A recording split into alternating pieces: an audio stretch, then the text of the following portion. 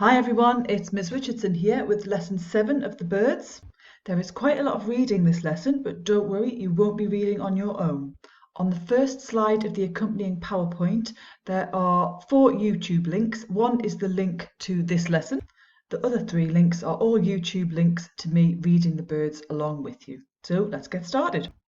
The first thing we'd like you to do is put the story so far in the correct order. There are 8 main plot points here and I've jumbled them up. What I'd like you to do is put the right number in the right box. So if you think that first of all the Triggs don't believe Nat is the first thing to happen, clue, it isn't, then you would write number 1 in that box there. I think that'll probably take you about 2 minutes, so pause the video and let's have a go. And here, of course, is the correct order. We start out with Nat living on the farm with his family, and then in the night they're attacked by some birds. Nat kills some of the littler birds, but then he's not believed by his neighbours, the Triggs. Nat begins to notice that the threat is larger than other people do. He sees thousands of birds on the water, and then the story becomes national. It's mentioned on the radio. Nat then begins to board up the windows and he brings his daughter home from school. However, he survives a serious attack. We are going to use this order of events as a story spine. We've already done one of these in Year 9 and you'll be doing them a lot through English at Whitley Bay High School right up to Year 11. The idea is to make it's very specific, very general, so that we can use it to structure our writing. What I'm going to ask you to do now is grab your curator's notebook if you have it. If you don't have it, just write this down on a piece of paper, and so when you come back to school you'll be able to access it. So here the specific plot point is that Nat lives on a farm with his family at the turn of winter.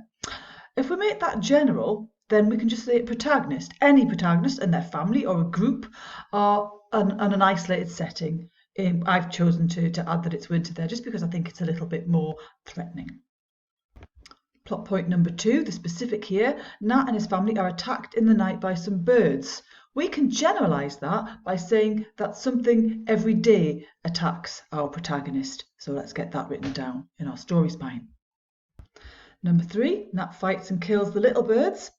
Well, we can generalise that by saying that the protagonist, whoever they might be, overcomes a minor threat, whatever that might be. That's going to be our 3rd link on the story spine. Number 4, in our story, The Birds, it's the Triggs who don't believe that there's a big issue here with the birds. However, in our story, we could just say that the protagonist is not believed by whoever they choose to tell. And that's what we're going to do when we write the story as well. Then there's that scene where Nat notices thousands of birds on the water. We can generalise that by saying that the protagonist sees the threat increasing. Number 6, in The Birds, it's very specific that they hear about the story on BBC Radio. However, we are just going to generalise that to say that the news informs people of this threat. Number 7, very specific, Nat boards up his windows. Our number 7 is just going to be that the protagonist prepares for the siege. Depending on what the threat is, that could look very different for different situations.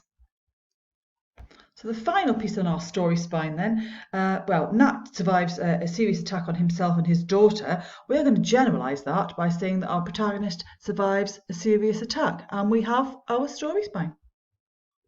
Now, the reason that we're doing this is because in Year 11, when you take your GCSE exams, people tend to say that you can't revise for English language and for creative writing. Well, you can. You can revise these story spines so that you can be confident with them and you can bring them out in an exam when it's appropriate, and you can use them for your own creative writing. So the work that you do today will directly help you in your GCSE exams. So now let's have a look at applying a story spine. I'm going to start off with my protagonist and their family isolated in the winter. My protagonist is a woman called Sheila, and she and her friends, doesn't have to be a family, are in a care home and they have been cut off by snow. That's how I'm going to start my story. In my story, we've got to have something every day attacking the protagonist. So in my story, rats start to swarm the care home. Ugh. My protagonist then has to overcome a minor threat.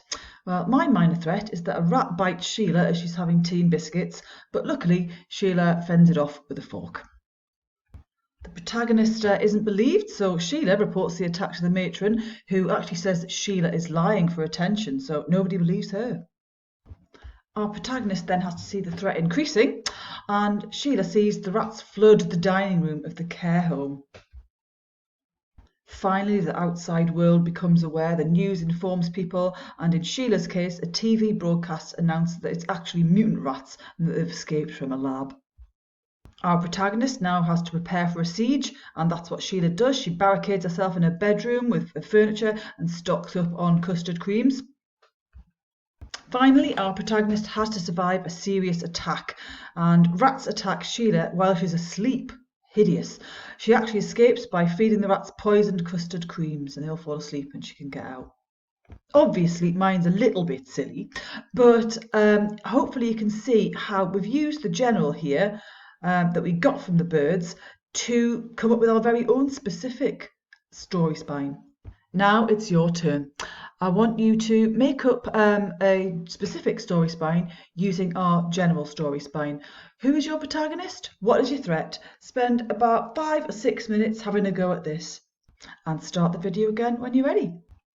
We're now going to read and listen to pages 16 to 25 of the birds, and as we do so, I'd like you to fill in the tension graph that we've got on the slide in front of you. So take a minute to copy down the graph on your paper or in your books, pause the video and then press play when you're ready. As we're reading, on each page or so, just decide how tense each moment is and put it in the right place on the graph. I've done the first one for you. There's a moment where the birds are heard trying to enter the cottage. It's not low tension because it is pretty frightening to think the birds could get in, but it's not to the point where anyone's life is possibly at risk, so I've put it there. If you'd like an extra challenge, then include a quotation.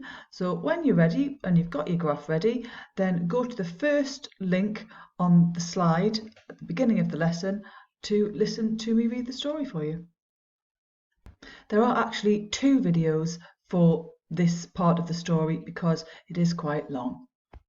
So we're about to reach the climax of the birds now, but before we do, I'd like you to have a go at predicting how you think it's going to end. Try to do that in 30 words or fewer. Take a couple of minutes, pause the video and press play when you're ready. Okay, so here we go. Click on the final link on the first slide of this PowerPoint, and at the end just say, were you right? How do you feel at the end of the story? Well, that was an interesting choice for Maurier to make. She just kind of cut it off, and so we don't ever know what actually happens in the end. So I would like you to add a little bit of new vocabulary to your curator's notebook or to whatever you're using to record your lessons. The new word for you is ambiguous. That means that it's unclear or it's open to more than one interpretation. And my final question to you today is, why do you think du Maurier chose to end the story in that way? Could you please respond in between 80 to 100 words? That's the final task for today, so please do upload your work or send it to your teachers however you've been asked to do so. It's been an absolute pleasure doing these lessons for you. Take care. Bye.